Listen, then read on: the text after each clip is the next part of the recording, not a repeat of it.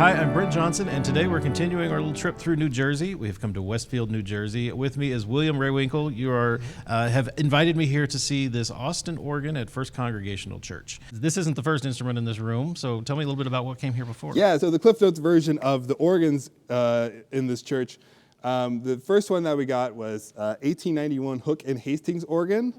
And that organ got moved to a Catholic church in Narragansett, Rhode Island, and it got restored by George Bozeman. So it's still around. It's still sounding great. Okay. In 1924, we got a new organ by Moeller, and that was in a previous sanctuary. This sanctuary got built in 1950. And previously, the Moeller organ was all in one piece. Well, they moved it all in here. Yes. Okay. When they moved it in here, it got split up and it got crammed into these chambers, which wasn't a really great situation. So in 1972, we got this new organ and we brought in Fred Swann as a consultant. So 50 years. It turned 50 years old. In 2021 and 2022, I was, learning all about this organ and really learning about Fred Swann. And he really did a great job designing this organ. It's really fun to play in services. I never really thought of writing to him about it, and then he passed away in November of that year. So I missed my chance. Oh, that's too bad. Yeah. We've kept it for this long. It's the longest serving organ for this church. I didn't know that Fred Swann ever designed pipe organs. I know he was responsible for work happening and things being done, but how did he get involved with this instrument? Yeah, well, it's because Nicholas Tino, who was the organist here at the time, was his student. That's why he agreed to do it. As far as I know, he did not consult on many organs as well. I was not aware of that. So and Fred Swann would have been playing over at the Riverside Church in New York City in 72. So, all right. Well, we have, tell me about the divisions. We've got two sides to the organ here. Yeah, so, it's in two chambers, and the unenclosed grate is on the stage right side, and the enclosed grate is over here on the stage left side. The pedal is in the chamber and the stage left and out here. Okay. And then the swell is on the stage right side. Okay, so we have chambers on both sides and exposed pipework on both sides. Yes, and we have two enclosed divisions, which is really quite, we're very lucky to have that. Tandy, it's almost like having a third division on a two-manual organ. All right, well, let's start with the grate. Tell me what we've got in this division. Yeah, well, we can start with the unenclosed grate section with the principal 8 in the facade.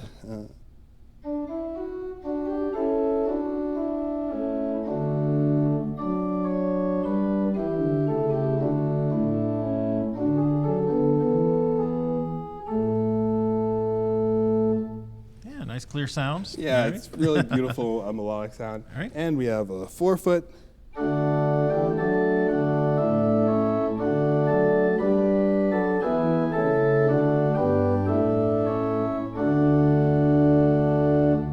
Very nice. All right. And we have a 3-rank mixture, and it's pretty low.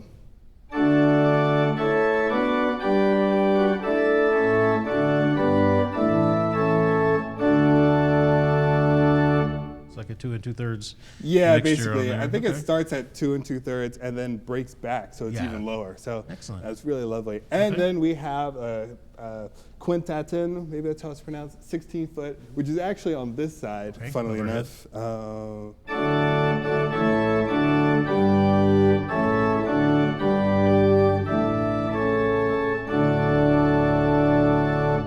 That's a surprising sound for 1972. It's very clear, but not screaming and super bright. Yeah, it is really lovely, and it does complement the rest of the organ very well, I think. A big low mixture. I'm curious to hear that 16-foot by itself a little bit.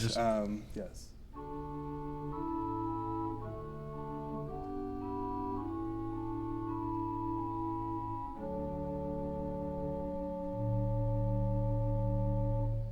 A lot of quint in there, a lot of color. Yes, a lot of quint. That's a more reform style. Yeah, definitely. But it does, and it does complement the principal chorus very well, I think. Nice. All right, let's keep going. So we can go to the enclosed grate. There are a lot of problems with the enclosed grate right now. Hopefully we can get an idea for how it sounds. We have a bourdon, which is very bright.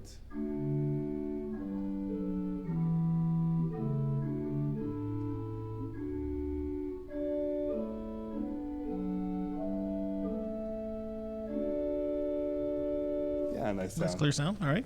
And then we have a couple flute.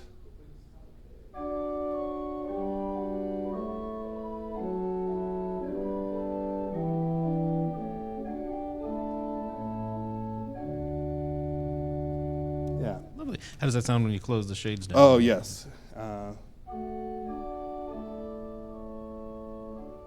Yeah, the choir shades Really is very effective. nice. Yeah. Okay. The block flute doesn't work so well, but it's this nice open flute. There's one.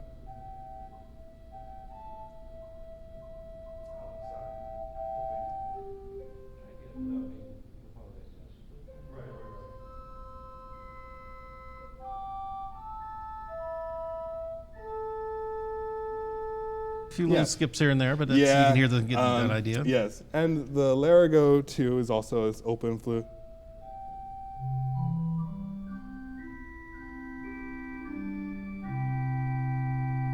Very nice. Yeah. Okay. So we have this. Yeah, this is a pretty typical thing, right? In choir divisions, a little chorus with the flutes. Yeah. The next thing we have is this lovely dolce flute and a celeste.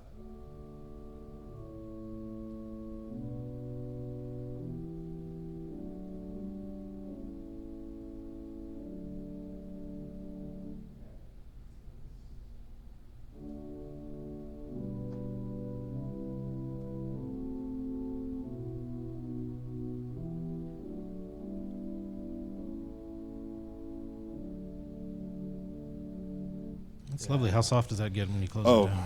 Yeah. Play it with the board on here.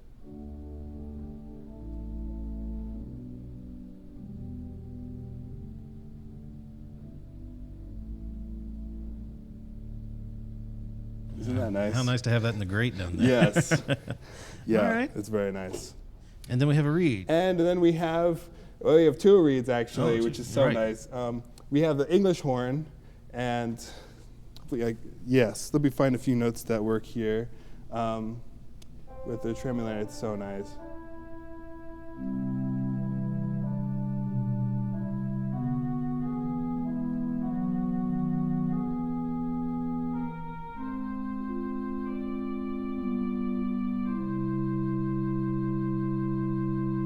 It's such an interesting choice for, again, the period. Yeah, it is. I guess I would say having somebody like Fred Swann who understood Yes. transcriptions and their usefulness, and having some different colors than just your classic sounds. Oh yeah, in there. and of course we have this instead of crumhorn 8, which Horn, would or find you would expect to clarinet. find at that time. Huh. But I am glad we have that. And not only is it solo reed, but it does work as a chorus reed too. I like to color the principal with not only the bourdon but also the English horn.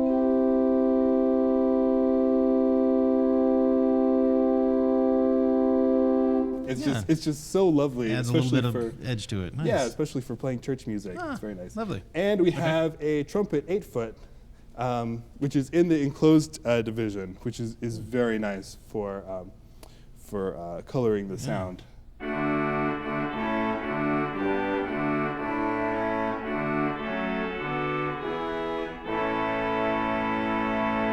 Oh, that's very nice. Big, bright, bold trumpet there. Oh, yes. So let's hear the whole great chorus there with that behind it, and then you can take it in and out as you need. So here it is with the box open.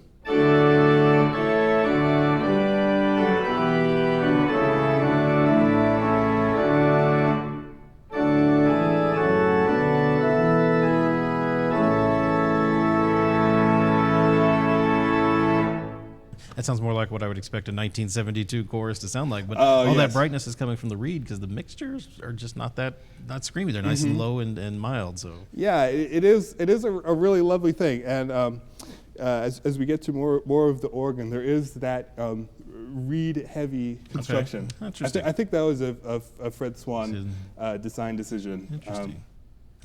Yeah, okay.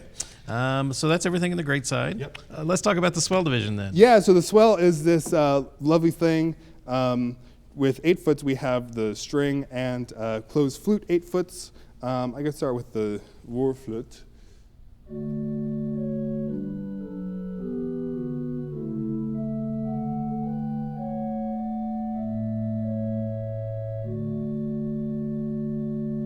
Lovely. Yeah, lovely sound. And we have a harmonic flute 4 foot. Let me play this by itself.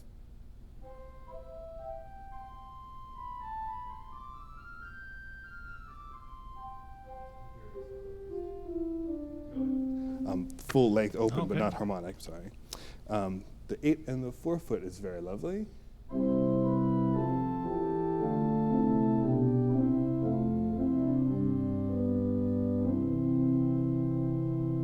Very colorful. Yes. And then we have a little principal chorus that starts with the string, this viola pomposa.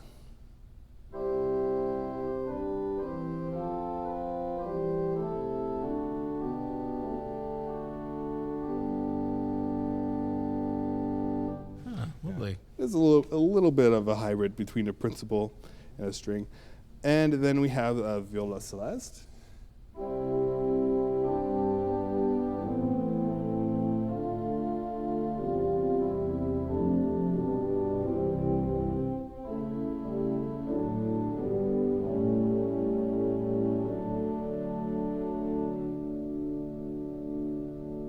Yes. Those boxes have so much. Maybe it's because we're standing right here in line with them. And there's so much expression. Yeah. Available there. That's really nice. Yes. Okay. And then continuing with the principal chorus, we have a 4 foot principal.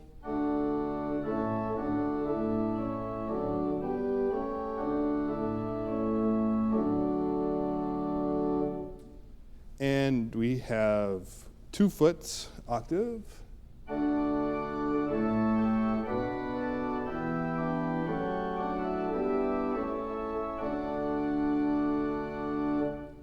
Still not really overwhelming, not super bright like I might expect.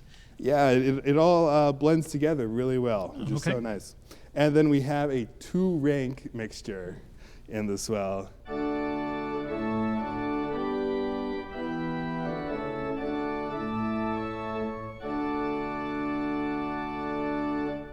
Yeah, very nice. Not overpowering. It's just a nice restrained chorus there. I don't know how much of that is Fred Swann's influence or how much of that was just Austin's style at the time. Oh yeah. But it works really well in this room. It's not a room like this. It would be really easy to overpower with some of those 70s voicing techniques. And they've kept it very mild. Okay. Yeah.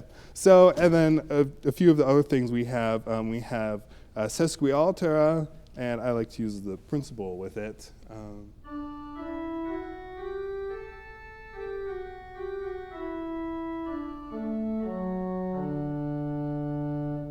Yes. That's exactly what you need. Yep. Okay. And for the reeds, we have a Vox Humana, and the Vox Humana is from the Muller organ from 1924. Oh, so this organ's predecessor. Oh, yes. Yeah. And yeah, it's just very lovely.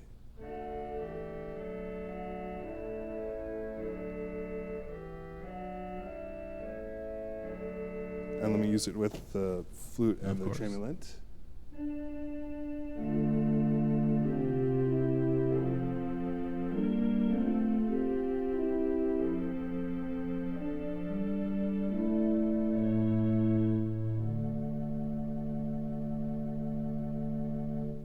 It's definitely a 1928 sound, not a 1972 sound. Okay. Yes. I'm glad they kept that. That was a wise decision, I think.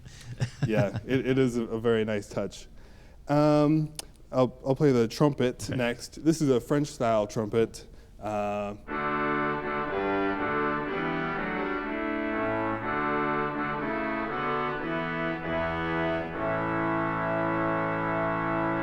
It's surprisingly big, actually. Yes. It is really big, actually, and I'll play it with the principal chorus here. You'll see the swell is definitely a very reed-heavy division.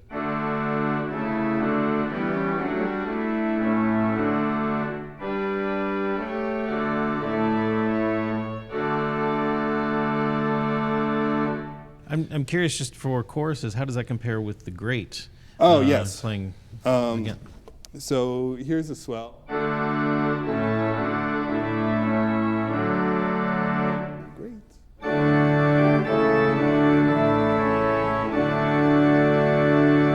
Yeah, that swell trumpet is really the overpowering Yes, thing there. It adds a lot of color to it. Both reeds add a lot of color to each division, but that one Yes. it's all about the reed. Okay. Yeah.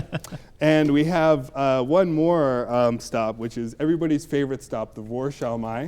Now we're back in 1972. Right. All right. And it's funny to have it in the swell division, but I was looking it up and I realized a lot of Austin organs from around this time did put it in the swell division. Okay. So it wasn't just a pedal solo stop. Yes. It was your 4-foot reed as well. Okay. Yeah, here it is by itself.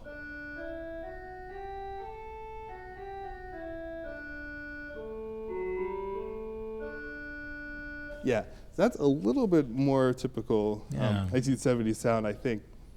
And so the nice thing about having it in the swell is it functions as a chorus reed also. Okay. So with the trumpet,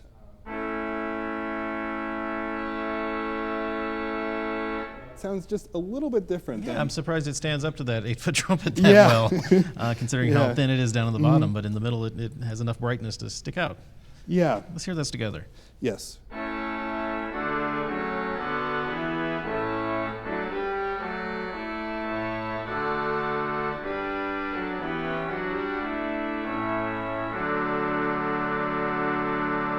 Yeah, that works really well. Yeah, I don't know so why I'm surprised. It just it does. yeah. Okay. Yeah, and so we're left with this swell division, which is a very reed-heavy sound, but it all blends together so well. A lot of great colors there. Okay. Yeah. Well, that takes us to the pedal. What do we have that's independent? Yeah, so we have only the independent pedal chorus here. Okay. We have a 16 and 8-foot unit. Let me play the 8-foot first.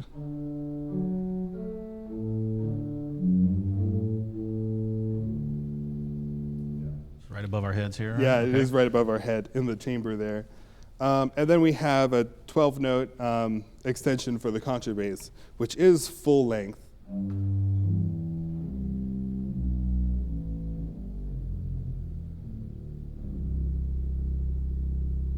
Very nice purry sound there. Yes. Okay.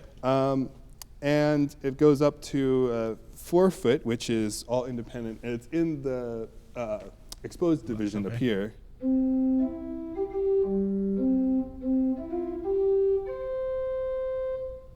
Very nice. And we have a 2-rank mixture, which sits on top of that. And so together,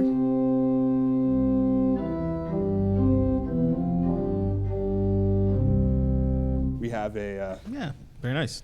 yes. Again, not overwhelmingly bright, just does what you need and is nice and clear. Yeah, it's very nice. And then we have some flutes, but these are all borrowed. Okay. We have the great 8-foot and swell 8-foot flutes extended to 16-foot. So the board on here.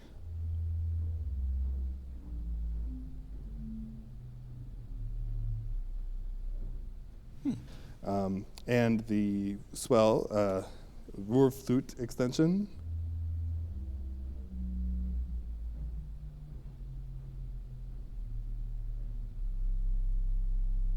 It's interesting they would provide those extensions, but they're not available as manual 16s. Yeah, I don't know if that just wasn't the style at the time, or there was some choice for that. yeah, it is an interesting decision. I think one thing I would say about that is because the swell and the enclosed grate use the Austin universal wind chest style mechanism. It's easier to put these units, and I'm guessing these are not expressive, these 16s. They are expressive, The actually. bottom octave? Yeah, So everything's in the yeah, box. they are in the box. The So, swell 16-foot is interesting. The way they went about it is the highest notes are actually outside of the box, and they speak through a little hole Oh, okay. into the box. So they It's are. just the lowest notes that do that, not the highest. Yes, only the lowest ones. Interesting. All right. So it's the lowest ones that are outside in? I'm sorry. The lowest Okay. notes are outside. So that would make sense then that they're not on the chest with the other Austin Yes. things, so they would have Yeah. their units and they're separate. But still, you could potentially put them on the manuals as units, but they didn't want to. Oh, All right, yes. I won't. Yeah. I won't judge. Yeah, and we have the Quintaten, 16 foot as well.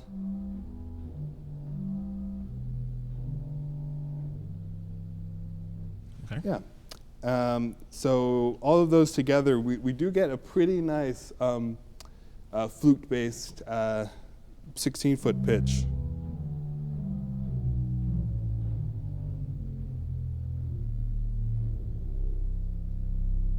Yeah, that 16 in the grade adds that little extra bit of clarity. Yeah, it throwing does. that quint sound in between the 16 and the 8. Okay, Yeah. very nice.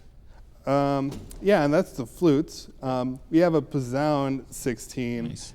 going to the reeds, which is actually extended from the trumpet, and it's a 12-note extension that's half length. So we have the trumpet here.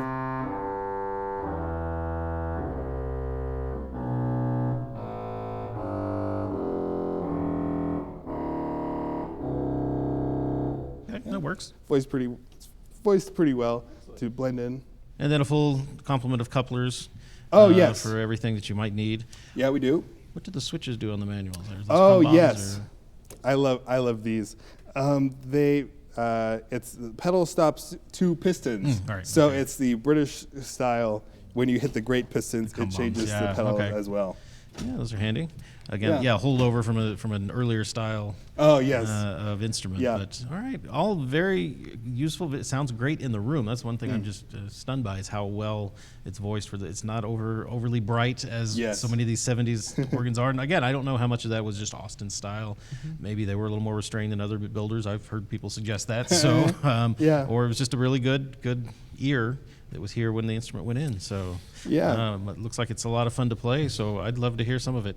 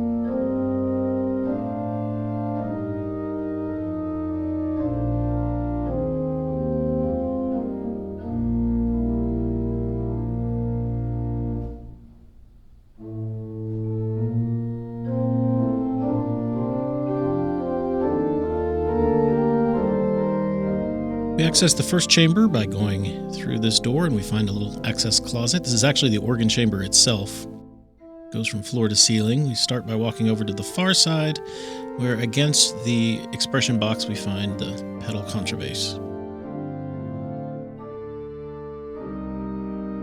Over by the door we have a ladder that takes us up to the next level, where there is a door that opens into this little area, where we have pedal 8-foot, top of the principal, and the 16-foot quintaton is in here as well.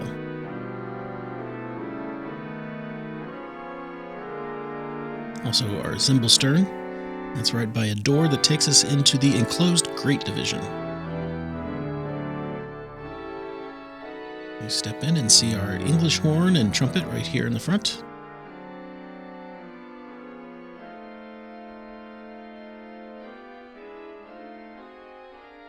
Our 4 and 8-foot flutes. Chimes against the wall in 2 rows.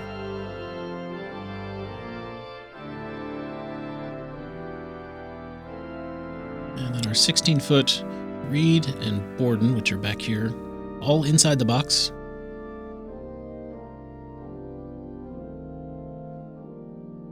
I couldn't find all the board and pipes until I looked around and realized that 3 of them are attached to the ceiling.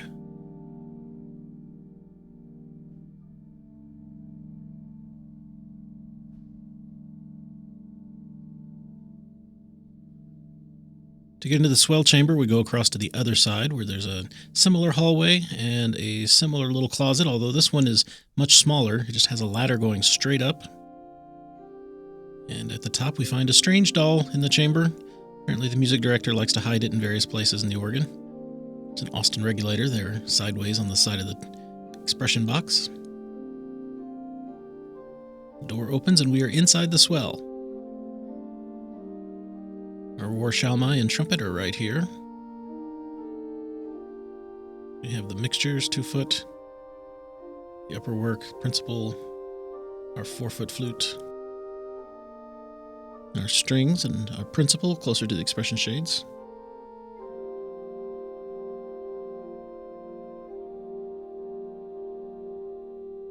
And behind us, the Vox Humana, which is in an enclosure.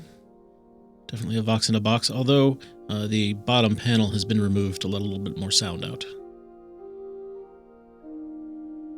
There are our 16-foot board and pipes speaking into the chamber from outside. So we can just push this door and it allows us to go outside and look. And here they are,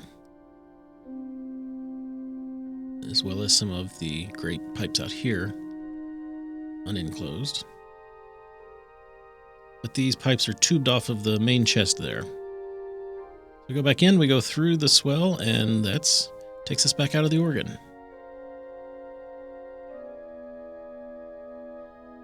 Now to access the great chests, you simply drop a panel and then air pressure holds these in place, but when the wind is off, you can easily move them and see the Austin action inside.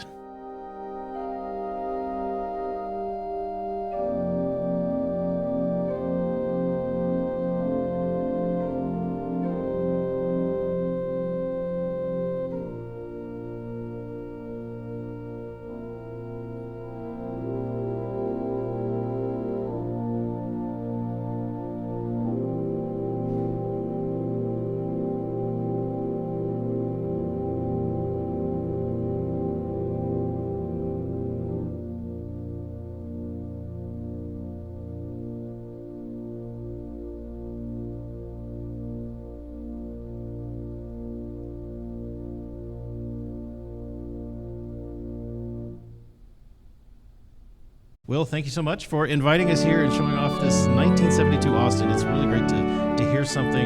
Sometimes when I hear something from the 70s, like myself, I cringe a little bit and think, oh, it's old and it's going to be from a different era. But no, it's actually, it works really well. It's not overly bright and screamy and neo-baroque. So congrats to Brent's guys, Frederick Swann's hand in helping design this. So it's first time these instruments come out. So thank you so much for playing and demonstrating today. I hope you enjoyed the video. If you did, go down and give us a thumbs up. And if you'd like to help us get to more places like New Jersey and see some great instruments like this, well, we depend on our sponsors to do that. You can go to Morgan.media, click on support. There's more information there about how you can become a sponsor. Thank you to all of you who became sponsors this year and have helped us get here. We're going to move on and find another great instrument here in New Jersey, but until then, remember you can always find streaming classical organ music on the 3 streaming stations, organlive.com, and the Organ Experience. Thank you, Will. This has been fantastic to see. Great to hear this instrument. Until next time, I'm Brent Johnson. Thank you for